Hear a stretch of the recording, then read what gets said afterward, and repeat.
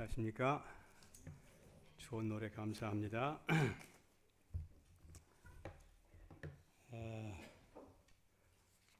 먼저 제가 몇 가지 감사드려야 할 것이 있는 것 같습니다. 지난주에 우리 처음으로 규례 본문을 봤는데 교회에서 좀 도와주셔서 감사합니다. 그 다음에 지난번에 제가 설교할 때 한 가지 빼놓고 얘기를 못한 것이 있는데 우리 규례교회에서 좀 도와주시고 또 방공장 몇 분도 도와줘가지고 돈 600만 원을 가지고 와서 술라드 교회, 술라드 강당 천정을 공사를 하기로 했는데 사실은 제가 그 있는 동안에 공사를 하고 오려고 그랬는데 가서 주문하니까 자재가 2주 후에 오대 2주 후에 온다고 그래요. 그래서 하지 못하고 이제 자재를 다 주문해 놓고 그 다음에 일꾼들 인건비가 다 주고 왔는데 적절한 기구가 없어가지고 지금 못하고 있는 것처럼 이렇게 얘기가 왔네요. 그래서 어쩌면 좀 와서 해 주십시오 하는 그런 얘기 같은데 제가 지금 관련표는 못 되고 하나님께 어떤 일을 해결해 주시기 바랍니다. 그 다음에 우리 이 앞에서 우리 학생들이 연주, 바이올린 연주하고 이렇게 했는데 언제부터 그게 잘 안 되는 것 같아? 근데 다현이 그 재능을 써야 될 것 같아? 그 다음에 이 아이들하고 그 다음에 또 여기 성백이도 클라리넷도 하고 그 다음에 준경이도 트럼펫 하고 그래서 하게 되면 예배 분위기 훨씬 더 좋을 것 같은데 언제부터 혼자만 하는데 그거 우리 부모님 격려해가지고 계속 하면 좋겠습니다. 사명금과 비파와 이런 거 가지고 노래 찬양을 했으니까 그렇게 하시면 참 좋겠습니다. 자, 오늘 제가 여러분들에게 드릴 제목은 나는 첫째 아들인가 둘째 아들인가. 여러분 첫째 아들입니까 둘째 아들입니까? 여기 계시는 분 가운데 장남도 있고 둘째도 있고 큰딸도 여러분일 것인데 오늘 드리는 이야기를 통해서 당신은 첫째 아들입니까 둘째 아들입니까? 그게 문제가 아니라 내가 첫째 아들인가 둘째 아들인가 한번 생각해 봤으면 하는 그런 마음이 있어서 이 말씀 준비했습니다. 다시 말씀드리면 그대는 첫째 아들인가 아니면 둘째 아들인가? 여러분 첫째 아들이 되게 되면 어떤 또 좋은 일이 있고 어떤 나쁜 점도 있습니까? 첫째 아들이 되면 부모님이 부자면 물려받는 게 많으니까 좋아요. 근데 일찍 부모님이 돌아가실 때인지 별로 받을 것이 없으면 첫째 아들이 되게 되면 그 밑에는 아이들 다 책임져야 되기 때문에 그 책임이 보통 무거운 것이 아닙니다. 이제 그런 맥락에서 함께 연구를 해보겠어요. 자, 마태복음 21장 31절을 보게 되면 그 둘 중에 누가 아비의 뜻대로 하였느뇨 이르되 둘째 아들이니이다. 여러분 성경은 어떻게 되어 있어요? 예수께서 그들에게 이르시되 내가 진실을 너에게 이르노니 세리들과 창녀들이 너희보다 먼저 하나님 나라에 들어가리라. 이 한국 번역에는 개역, 개정, 개역, 한국 현대인역에 있는 말하고 그 외에 공동번역, 새표준번역 이런 번역이 또 좀 다르게 번역이 됐어요. 자, 그 다음에 여기 보면 똑같은 적인데 이거는 NKB라서 New King James 번역이 이렇게 됐어요. 그들 중에 누가 그 아버지의 뜻을 행하였느냐라고 하시니 그들이 주께 말씀드리기를 첫째니이다. 요 전에 본 말씀은 누가 아버지 뜻을 했다고 그랬어요? 둘째라고 그랬어요. 이거 어떻게 된 겁니까? 어떤 성경에는 아버지 뜻대로 행한 자가 둘째로 이야기를 했고 그 다음에 어떤 성경에는 첫째라고 그랬어요. 오늘 그거 좀 잠깐 연구해 보겠어요. 자, 성경에는 두 아들에 관한 이야기가 여러 곳에 나와 있습니다. 창세기에서 시작돼서부터 첫째와 둘째 아들의 얘기가 나와요. 누구 얘기 나옵니까? 가인이 첫째 아들이고 그 다음에 아벨이 둘째 아들이고 그 다음에 이스마엘과 이삭, 아브라함 사이에 낳은 아들인데 이스마엘이 큰 아들이고 그 다음에 이삭이 둘째 아들이고 그 다음에 루벤과 요셉 그렇죠? 그 다음에 탕자의 비에 나오는 이야기도 첫째 있고 둘째가 있어요. 그 이야기를 전부 다 보게 되면 첫째 아들은 조금 어떻게 나타났어요? 좀 좋지 않게 나타났어요. 그런가 하면 둘째 아들은 항상 첫째 아들을 어떻게 하는 게 나왔어요? 앞서는 그런 저기로 많이 나와 있습니다. 그래서 여기 보면 가인과 아벨은 가인은 제사를 드릴 때 하나님께서 하라는 대로 하지 아니하고 채소 과일 가지고 했고, 둘째 아들 아벨은 어떻게 됐어요? 하나님이 영향하신 대로 양을 잡아 드렸어요. 그래서 이제 형이 화가 나가지고 죽이는 그런 일이 있었어요. 그 다음에 이스마엘과 이삭도 맞죠. 이삭과 이스마엘 사이는 원래 하나님이 약속하신 아들은 사라에 대해서 나오는 아들인데, 이거 뭐 아무리 그대로 아들이 안 나오니까 다른 사람 그렇게 하는데 우리 그렇게 합시다. 그래가지고 첩을 얻어가지고 난 아들이 이스마엘입니다. 근데 이 문제 때문에 다시 오늘날 지금 중동에 있는 전쟁도 여기서부터 기인이 된 거예요. 이스라엘과 유대인과 팔레스타인. 우리 이스라엘에 일어나는 전쟁에 대해 기도하시기 바랍니다. 빨리 전이 종식되길 바랍니다. 그런데 어쩌면 이런 전쟁을 통해서도 하나님의 뜻이 이루어질 수 있다는 것입니다. 오늘 우리가 가정공부 공부했지만은 바벨탑을 높이 쌓을 때 가만히 두면 큰일 생겼거든요. 하나님께 내려오셔서 어떻게 했어요? 원해로 혼잡시켜 가지고 다 뿔뿔이 헤어지게 해가지고 전 세계에 복음을 전하는 수단으로 사용하셨기 때문에 전쟁을 통해서 하나님의 역사가 일어날 것이라고 생각이 됩니다. 그런데 우리가 좀 전에 읽은 마태복음 21장 31절 말씀을 이해하기 위해서는 마태복음 21장에 어떤 일이 있었는지를 잠깐 좀 살펴보겠어요. 거기 보게 되면 아주 엄청난 사건이 나는데 예수님 생애 마지막 주에 일어난 사건들인데 예수님께서 나귀를 타고 예루살렘에 입성하는 아주 희한한 사건이 일어났습니다. 갑자기 어떤 사람이 어린 나귀 새끼를 타고 쫙 나타났는데 사람들이 싹 모여가지고 옷을 벗어 던지면서 어떻게 해요? 막 동료가 일면서 호산나 호산나 다윗아 이런 일을 했었어요. 그 다음에 예수님께서 그런 일이 있고 난 다음에 두 번째 성소 정결환이 있었어요. 성소에 가서 막 상을 다 뒤집어버리고 내 집은 만약에 기도한 집이었는데 왜 장사치 속을 만들었냐고 그런 일이 있었습니다. 그 다음에 길을 가시다가 이제 배가 고프셔가지고 뭐 좀 먹을 게 있나 싶어서 몽환함으로 쳐다봤는데 뭐가 없었어요. 입은 무성한데. 그래서 그랬어요. 앞으로 이 남이는 평생 동안 열매를 못 맺을 것이다. 그렇게 했는데 얼마 있다가 나무 어떻게 됐어요? 밭이 말라버렸어요. 그런 일이 일어났어요. 이런 일이 일어난 것을 보고 장로들과 교회체도 와가지고 여보시오, 당신이 무슨 권세가 있어서 이런 일을 하는 것이오? 당신이 뭔데 와서 예루살렘 성전을 뒤엎고 또 무슨 일이 있어가지고 나귀를 타고 예루살렘 입성하며 이건 도대체 뭔 일이 무슨 권세를 합니까? 물어봤어요. 근데 예수님께서 뭐라고 질문을 하면 내가 너에게 이 대답을 하기 전에 질문을 하겠다. 그러면 지금 침례 요한이 요단 강변에서 사람들이 많은 침례를 주는데 그 침례가 어디서 온 것이냐 물어봤어요. 그러니까 유대 지도자들이 만약에 이것을 하나님 것은 침례로 하게 되면 왜 너는 안 믿느냐 하고 물어볼 것이고 또 그다음에 그냥 사람의 것이 하게 되면 왜 많은 사람들이 모두 그렇게 그 기별을 받아들이냐 할 것이니까 입장이 곤란하니까 우리 잘 모르겠다고 그랬어요. 잘 모르겠다. 그러니까 예수께서 나도 말하지 않겠다. 그리고 난 다음에 하신 말씀이 뭐라고 말씀하셨어요? 두 아들을 혼자있어요. 두 아들. 근데 포도원을 하는 한 아버지가 두 아들이 있었는데 두 아들 첫째 아들에게 아들아 오늘 포도밭에 일을 좀 하라. 그러니까 한국 개역 개정 성경에는 첫째 아들이 가겠습니다 하고 안 갔고요. 그냥 둘째 아들은 저는 안 갈랍니다 하고는 갔다고 이렇게 번역이 됐어요. 또 그렇게 알고 있습니다. 그렇게 설교 많이 했어요. 또 그렇게 여러분들 잘 알고 있습니다. 그런데 제가 이번에 말씀을 연구하면서 보니까 성경이 제 각기 이게 좀 상반되게 번역된 게 있어요. 그래서 제가 오늘도 찾아보고 다 물어봤는데 초창기에 성서공회에서 성경을 번역할 때 그렇게 번역을 했어요. 제가 지금 말씀드린 대로 성경에 나온 모든 첫째 아와 둘째 아들 사이의 모든 걸 보게 되면 첫째 아들은 어떻게 됐어요? 좀 잘못된 것으로 이야기하고 둘째 아들 얘기 때문에 아마 그런 맥락에서 이 성경 그렇게 번역을 한 것 같아요.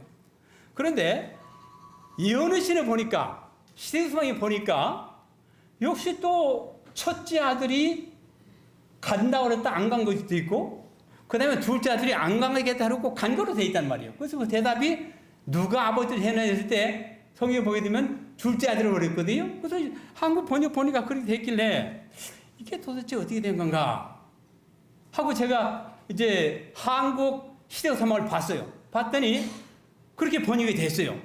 그래서 좀 이상하다 싶어가지고 영문을 보니까 그게 잘못 번역이 된 거예요. 지금까지 성서공회에 발행한 개역 한글 그 성경을 기준으로 해서 번역을 하다 보니까 엘렌 화이트는 그 내용을 갖다가 바꾸지 아니하면 안 되기 때문에 그렇게 바꿔서 번역을 했어요. 그래서 이상하다. 제가 어저께 박장님한테 김상래 목사님 좀 전화 좀 달라고 물어봐서 김 목사님 아시는 분 했더니 아이고 자기도 그 문제가 있어가지고 성서공회에 물어봤는데 그 사람들 별 뽀송한 대답을 안 하고 그러고 말았습니다. 그렇게 했는데 다른 모든 성경의 대부분 모든 성경은 첫째 아들은 안 가겠다고 하다가 간 것으로 돼 있고 둘째 아들이 간다고 해도 안 가도 되었습니다. 그래서 이 좀 번역이 조금 잘못됐어요. 그래서 여러분 좀 읽으실 때 그거 좀 보시면 좋겠습니다. 그러나 첫째가 됐든 둘째가 됐든 중요한 것이 아니고 우리가 알아야 할 교훈은 누구든 첫째가 됐든 둘째가 됐든 간에 하나님께서 명령하신 것이라면 혹 우리가 안 하겠다고 얘기했지만은 나중에 회개하고 돌아가서 한 것처럼 그 아들을 본받으면 될 것이라 하는 것을 우리가 배울 것입니다. 그 다음에 이제 창기들과 세리와 창기들이 너보다 먼저 하나님 나라에 들어갈 것이다 그랬는데 여러분 이 말씀을 어떻게 해석해야 됩니까? 이 말을 들었을 때 유대 지도자들이 큰 충격을 받았어요. 이게 무슨 얘기가 도대체? 이 얘기가 지금 첫째 얘기하면서 우리보다 율법에 해박한 우리보다 제사 제도를 이행하는 우리보다 먼저 누가 천국에 간다고요? 이 세리들은 그때 당시에 한국에서 36년 동안 일제 박해돼 있을 때에 일본 사람하고 손잡고 한국 사람들한테 막 핍박한 그런 사람들 있죠. 그런 사람처럼 여겼어요. 세리들을. 그래서 아주 원수처럼 아주 천의로 여겼는데 어떻게 예수라고 하는 사람이 우리 거룩한 사람 율법의 박사들 제사장들보다도 먼저 세리들과 창녀들이 천국에 먼저 간다 그런 얘기를 할 수 있는 것은 굉장히 흥분했습니다. 그런데 성경에 보게 되면 세리와 창기들이 먼저 들어간다고 그랬는데 창기로 있다가 구원을 약속받고 메시아의 조상 가운데 포함된 사람이 들어 있습니까? 누가 그런 사람들이 있어요? 기생 라합이 있죠. 여리고성을 멸망했을 때 기생 라합은 사실은 기생 라합이라는 말은 오늘 말로 창기예요. 그 다음에 또 성경 보게 되면 그때 당시에 장자가 죽으면 그 장자의 씨를 내기 위해서 둘째 아들이 그 나머지 그 형수 씨와 동침을 해서 아이를 가져가지고 대를 잇도록 했는데 엘고 오나이단 첫째 둘째 아들이 그걸 시행을 했는데 죽었어요. 그래서 이제 셋째 아들이 남았는데 셋째 아들도 죽을까봐 그 아버지가 어떻게 했어요? 그걸 허락을 안 했어요. 그렇게 하다 보니까 이제 다말인 사람이 창녀로 유장을 해가지고 그 자기 시아버지와 동침을 해서 아들을 낳은 그런 얘기가 나옵니다. 그러고 보면 인간적으로 볼 때 우리가 볼 때는 도무지 이해할 수 없는 얘기예요. 어떻게 창기였던 기생 라합이나 그 다음에 시아버지하고 이렇게 관계를 해서 아들을 낳은 그 다만 이해할 수 없는 일. 그러나 하나님께서는 우리가 과거에 어떠한 잘못을 했든지 간에 회개하고 돌이키면 그 사람도 구원받는다는 것을 말씀하시면서 예수님께서 너희보다 먼저 세리들과 너희들이 무시하는 세리들과 창기들이 천국에 들어갈 것이다. 그다음에 막달라 마리아 요한복음 8장에 보게 되면 현장에서 가늠에 잡힌 여를 끌고 예수님께 와가지고 모세의 법에 의하면 이런 여자는 돌로 쳐 죽여야 되는데 당신은 어떻게 하겠습니까? 하고 그런 질문한 얘기 나옵니다. 그런데 예수님께서 이제 상당히 난처한 입장이었어요. 자기가 만약에 모세의 법대로 쳐 죽이고 하게 되면 당신은 어떻게 사랑도 없이 그렇게 하느냐? 그 다음에 로마의 법 어긴다. 그렇게 할 것이고 그 다음에 용서로 하게 되면 모세의 법 어긴다 그래가지고 아주 난처한 입장이 있었어요. 그리고 예수님께서 아무것도 하지 아니하시고 땅에 엎드려 뭐라고 썼어요. 그 앞에 있는 사람 이름을 쓰고 언제 무슨 죄 짓고 쭉 썼어요. 사람들 쭉 쳐다보고는 아이고야 여기 있으면 내 죄도 낫다는 다 알아서 반갔어요. 그러면서 죄 없는 자가 먼저 돌로 치라 그렇게 하시고 사람들이 다 도망간 다음에 너를 정죄하던 자가 있느냐? 이거 돌아보니까 아무도 없나이다. 나도 너를 정죄하지 않으니 가서 다시는 죄를 짓지 말라. 그 큰 용서를 받은 막달라 마리아는 우리가 아는 대로 예수님께서 돌아가시기 전에 옥합을 깨서 예수님 몸에 바른 그 여인이고, 예수님께서 십자가를 지시고 무덤 속에 3일 있다가 부활하시는 맨 처음에 만난 여인이 그 여자로 우리가 믿고 있습니다. 그래서 예수님께서 그 말씀하신 이유가 있어요. 이런 사람들도, 이렇게 나쁜 짓을 한 사람들도 못하면 회개하고 돌이키면 용서받을 수 있다. 희망적인 얘기입니까? 자, 그 다음에요. 자, 여기 보게 되면 첫째 아들에게 말했는데 안 가겠다고 하고, 그 다음에 나중에 아이고 내가 아버지 말을 거역하면 안 되지 하고 가서 이랬던 얘기가 있고, 둘째 아들은 얘 가지요 하고는 안 갔다고 얘기가 됐어요. 근데 이 이야기가 아까 전에 말씀드린 것처럼 둘째 아들은 이제 우리 한국 연을 보게 되면 첫째 아들은 이렇게 지금 번역이 됐는데 그것이 좀 잘못 번역이 됩니다. 둘째 아들은 유대 지도자들이고 첫째 아들은 이방인들을 의미한다. 시대우서방 595페이지 그렇게 됐는데 아까 말씀드린 대로 기존 개역 성경과 한글 성경에 맞게 번역을 하다 보니까 영문 여신이 반대로 번역이 됐습니다. 그래서 제가 확인했어요. 그 다음에 두 번째 아들은, 둘째 아들은 유대 지도자들이고 첫째 아들은 이방인들이라고 됐는데 반복됐다고 그랬어요. 그 다음에 자, 그렇기 때문에 우리 여기서 확실히 짚고 넘어가야 할 것은 지금까지 우리가 한국 개역 성경을 본 것하고 번역된 시도서만의 말씀을 보게 되면 첫째 아들은 가겠다고 하고 안 갔고, 그 다음에 둘째 아들은 안 가겠다고 간 것으로 얘기되는데 그 얘기가 좀 바뀌어졌다는 얘기입니다. 좀 혼돈이 있을 수 있는데, 그러나 다시 말씀드리지만은 그것이 첫째 아들이든 둘째 아들은 상관없이 무엇이 중요한 거예요? 하나님께서 명령하신 것을 내가 거역했지만 회개하고 돌이켰다 다시 하는 것이 더 중요하다 하는 그런 것을 여러분 마음에 두게 되시기를 간절히 바랍니다. 자, 이 관계는 관계가 뭡니까? 관계라고 하는 말에서 relative. 관계는 이 relative라는 말은 한국말로 이야기하게 되면 친족입니다. 친족. 여러분, 친척과 친족의 차이가 어떻게 다릅니까?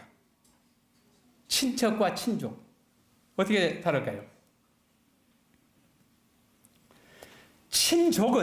친족은 피를 나는 형제와 자매, 조카와 삼촌 이런 사람들이 친족입니다. 아시겠습니까? 그런가 하면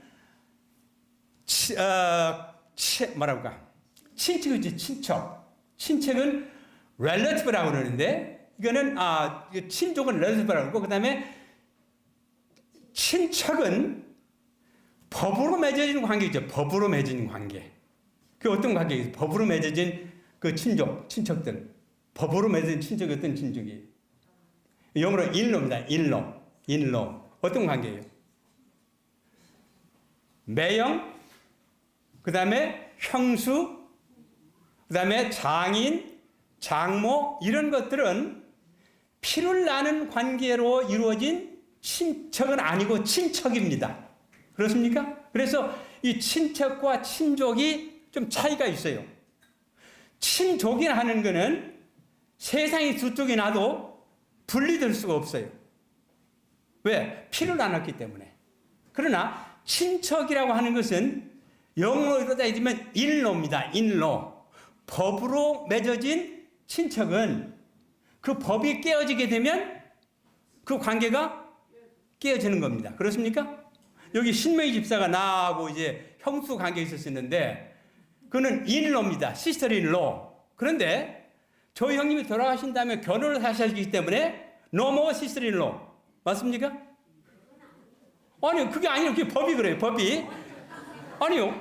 이제 전에는 나의 형수시였는데 결혼을 안 하셨으면 평생 동안 인로입니다. 그러나 다른 걸 결혼했기 때문에 인로 관계가 깨진 거예요. 이거는 아시겠습니까? 그래서 우리가 이 관계를 보면 친척이냐 친족이냐, 우리는 그리스도 안에서 모두가 다 친척이 될 수 있어요.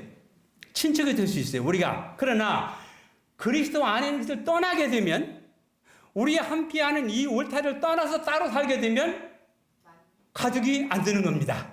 친척이 안 되는 거예요. 법으로 면 친척. 그래서 이걸 좀 메꿔 놓으면 될 것 같아요. 자, 그 다음에 하나님께서 사람을 만드실 때 자기 형상대로 만드셨다고 그랬습니다. 그래서 아담의 모든 자손들은 따지고 보게 되면 피를 나는 친족입니다. 그 대가 몇 대를 건넜던 간에 보게 되면 유전이 이제 같은 게 있어요. 지금 팔레스타인과 이스라엘 백성이 싸우는데 굉장히 가까운 친족 관계입니다. 친족 관계예요. 하나는 이스마엘 후손들이고 하나는 이삭의 후손들이에요. 그런데 지금 싸움하고 있는 거예요. 기도해야 됩니다. 그 다음에 하나님과 우리의 관계는 친척입니까? 친족입니까? 친족입니다. 뗄 수 없어요. 뗄 수 없어요. 이거는 어떤 것을 뗄 수 없는 그런 관계입니다. 그 다음에 하나님 우리 아버지시오. 우리는 그분의 자녀들이 됐습니다. 그래서 우리가 하나님의 자녀된 것에 감사하시기 바랍니다. 자, 그러면 유산 문제가 아까 말씀드린 장자가 되게 되면 부모가 잘 살면 좋다 그랬는데, 유산을 받을 수 있는 자격이 있어요. 자격. 아무나 주는 게 아닙니다. 첫째, 아버지와 자식 관계가 성립이 되면 아무리 그 아들이 잘못했어도 유산을 넘겨주게 되어 있습니다. 그렇습니까? 그러니까 두 번째, 그 다음에 피를 나눈 그런 관계는 아니지만 부모가 선택해서 입양을 했을 경우에는 피를 나눈 자녀들과 똑같이 유산을 상속해줘야 하는 그런 법이 있습니다. 그 다음에 피도 나누지도 않았고, 그 다음에 무슨 법적으로 그런 것도 아니지만은 재산을 가지고 있는 사람이 내가 아무에게 이것을 주노라 하게 되면, 그런 특별한 어레인지먼트를 하게 되면 그 유산이 거기가 갈 수 있습니다. 그런 거 들어 있습니까? 어떤 자선 기관에 기증 안 되든지 어떤 특별한 삶에서 상속해 줄 수가 있어요. 그러면 우리의 구원은 어떤 것에 속하는가? 우리의 구원은 어떤 거에 속합니까? 우리는 이방입니까? 이방도 돼요. 그런가 하면 우리는 또 뭐예요? 친족입니다. 친족. 그래서 이 관계가 되는데, 친족이 됐던 입양을 통해 됐든 간에 아니면 특별한 어레인지먼트에 의해서 우리가 유산을 상속받든 간에, 그럼 누구 마음이요? 주는 사람의 마음입니다. 주는 사람. 그런데 아무리 피를 나눈 친족이라 할지라도 나 유산 안 받을 거야 하게 되면 못 받는 겁니다. 그래서 하나님께서 우리 모두가 다 구원을 받도록 에베소서에 예정해 놓았어요. 예정해 놓았어요. 다 구원을 받도록. 못하기만 하면, 받기만 하면. 그런데 그걸 받지 않겠다고 떠나버리게 되면, 멀리 떠나버리게 되면 하나님도 어쩔 수 없다는 얘기입니다. 그래서 우리가 결코 거절하지 않게 되기를 바랍니다. 집을 나간 자식이 돌아오지 아니하면, 아무리 유산 아버지가 돌아갈 때 뭐라 그래요? 유언을 해놓고 하더라도 자기 자식이 나 그거 안 받을까 하게 되면 받을 수 없는 겁니다. 우리 그런 어리석음을 범치 않게 되기를 바랍니다. 그래서 예수님께서는 예레미야를 통해서 너 타락한 이스라엘아 돌아오라. 아버지들을 거역해 나간 아들이 많이 있기 때문에 너 타락한 자식들아 돌아오라. 돌아오기만 하면 어떻게 했다고요? 예수님께서 말씀하시면 내가 너를 다 용서하고 구원해 주겠다고 말씀하셨습니다. 감사합니까? 우리는 사실은 이 백슬라이드, 타락한다라는 말은 굉장히 무서운 말인데요. 좀 끔찍한 얘기인데, 이 영어로는 백슬라이드, 잠깐 뒤로 물러간 사람이에요. 잠깐 뒤로 물러간, 잠깐 곁길로 나간 사람. 그래서 종로로 돌아오기만 하면 구원을 주겠다 말씀하셨습니다. 자, 우리가 영생을 얻을 비결은 요한복음 3절에 영생은 이것이니 곧 사람들이 유일하고 참 하나님이신 아버지와 아버지께서 보내신 예수 그리스도를 아는 것이옵니다. 그래서 우리가 하나님을 알면, 우리가 하나님 자녀가 되면 우리가 다 구원을 받을 수 있습니다. 여러분들은 그분을 알고 있습니까? Do you know him today? 여러분들은 그분을 알고 있습니까? 어떻게 알고 있습니까? 누구로 알고 계십니까? 여러분과 관계는 무슨 관계가 있습니까? 우리 깊이 생각해 봐야 합니다. 자, 그 다음에요. 좀 넘어가겠습니다. 우리는 성경을 통해 예수님을 알 수 있기 때문에 성경을 많이 읽으라 말씀하셨습니다. 그런데 예수님께서 우리 모두에게 무거운 멍에 아래 힘들게 일하는 그대들이여 다 내게로 오너라. 내가 너에게 쉼을 주리라. 이렇게 리빙 바이블에 말씀하셨습니다. 내 멍에를 메라. 이는 정확하게 맞는 것이냐. 그리고 나로 그대들을 가르치게 하라. 와서 배우라. 내가 가르치겠다는 말씀하셨어요. 그 다음에 예수님께서 나는 부드럽고 겸손하니 그대들은 그대들의 영혼을 위한 안식을 찾을 수 있을 것이니라. 이는 나는 그대들에게 가벼운 짐들만 주기 때문이라. 우리 예수님께서는 무거운 짐을 주신 것이 아니라 딱 맞는 멍에다가 가벼운 짐만 주시겠다 하시면서 우리에게 오라고 말씀하십니다. 자, 여기 시대옷에 오게 되면 83페이지에 우리가 그리스도의 생애를 깊이 명상하는데 매일 1시간을 바치는 것은 매우 좋은 일이다. 근데 이 번역이 매일 1시간이라는 말이 제가 볼 때 번역이 잘못된 것 같아요. 여기에 a thoughtful hour each day입니다. a thoughtful hour. 근데 사실은 a thoughtful hour라 하는 말은 1시간을 보내는 것이 아니라 의미 있는 1시간, 명상 시간을 가지라는 얘기지 1시간이라는 말은 이게 좀 여기서 표현이 잘못된 것 같아요. 그래서 매일 예수님을 생각하는 시간을 깊이 생각하는 시간을 가지는 것이 좋다고 1시간만 하라는 얘기 아니에요. 2시간도 좋고 어쨌든 여러분 사는 동안에 예수님에 대해서 깊이 생각하라는 말이지 딱 1시간만 정으로 하라는 얘기는 아닌 것 같습니다. A thoughtful hour.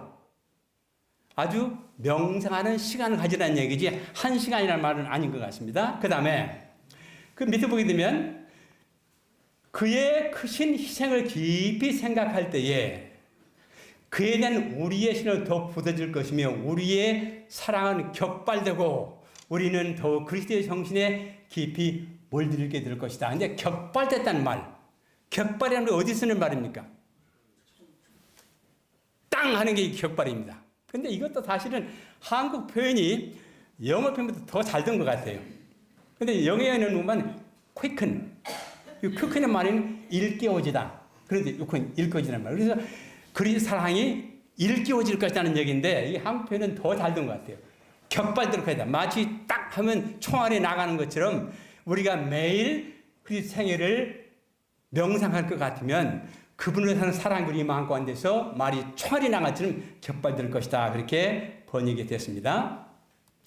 자, 예수님께서 보라 내가 문 밖에 서 있고 계속해서 문을 두드리고 있노라. 누구든지 내가 부르는 소리를 듣고 문을 열면 내가 들어와서 함께 신교를 나눌 것이요. 근데 우리 기도원 저녁에는 어떻게 번역이 됐어요? 내가 그와 함께 먹을 것이요. 그래서 먹을 것이요. 근데 영어는 펠로십이에요. 펠로십. 이제 펠로십이라는 말은 신교인데 여러분 한국에서 순위 좀 강단으로 이런 얘기 안 됐지만은 남자들이 먹이 되면 우리 술 한잔 하세요. 그러죠. 막걸리 한잔 하세요. 그렇게 하면서 그 먹고만 이야기하는 게 친교입니다. 그것이 펠로십. 그런데 성경 이야기하는 것은 친한 사람끼리 모여서 먹고 마시면서 즐거운 담화를 나누는 것입니다. 그래서 미국에서 목회할 때 목사님이 성공적인 목회를 하려면 목회를 잘해야 돼요. 목회. 먹는 것을 잘해야 되는 성공한다고 그래요. 그래서 미국 목사님들이 안식마다 사람들 대접하는 일이 많이 있습니다. 그래서 예수님께서 뭐라고 하셨어요? 내가 문 밖에 서서 문을 두드리노니 제발 문 좀 열어라. 내가 들어가서 내가 너와 함께 먹고 마시기를 원한다. 여러분 그 예수님을 모실 마음이 있습니까? 제가 좋아하는 노래 가사 가운데 영원토록 주의 전에 나거하면서 주님 차린 식탁에서 함께 먹으리 그런 노래가 있습니다.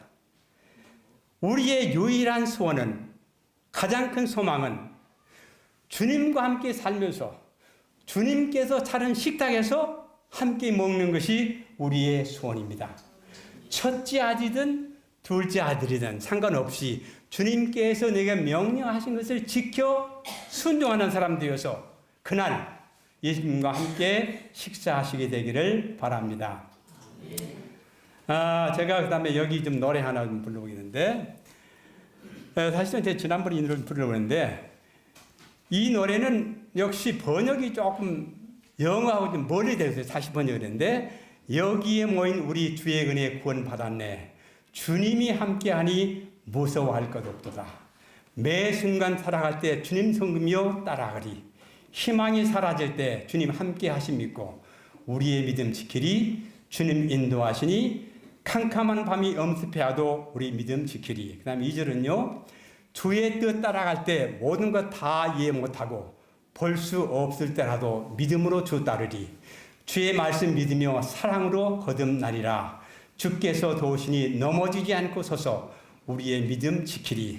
주님 인도하시니 캄캄한 밤이 엄습해와도 우리 믿음 지키리. 3절은 주의 사랑 나누면 주의 자녀됨을 알리라. 주 안에 하나 될 때 주님 사업 맞춰지리. 어두운 밤 엄습해도 무서워 말고 주 따르세. 하나로 연합되면 주의 사업 맞춰지리. 우리의 믿음 지키세. 주님 함께 하시니 캄캄한 밤이 엄습해와도 우리 믿음 지키세. 이 노래하고 제가 기도하고 마치겠습니다. 여기에 모인 우리 주의 은혜 구원 받았네. 주님이 함께하니 무서워할 것 없도다. 매 순간 살아갈 때 주님 섬기며 따라가리. 희망이 사라질 때 주님 함께 하심 믿고 우리의 믿음 지키리. 주님 인도하시니 캄캄한 밤이 엄습해와도 우리 믿음 지키세.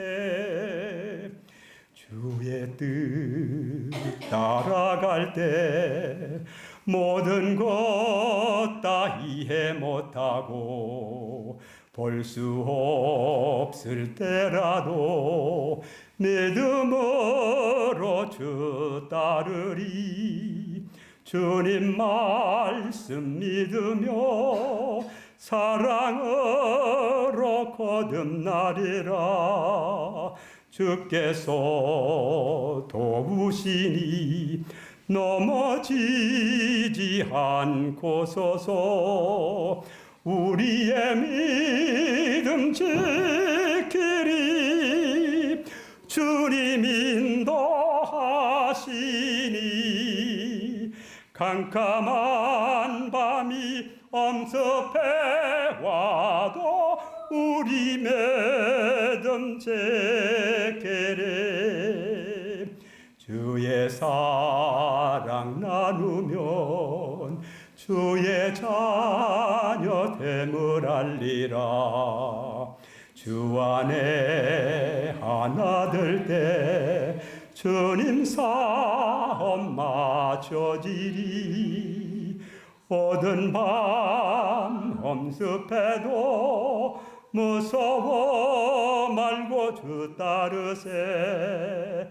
하나로 연합되면 주의 사업 맞춰지리. 우리의 믿음 지키세. 주님 함께 하시니 캄캄한 밤이 엄습해와도 우리 믿음 지키세. 다 기도하겠습니다.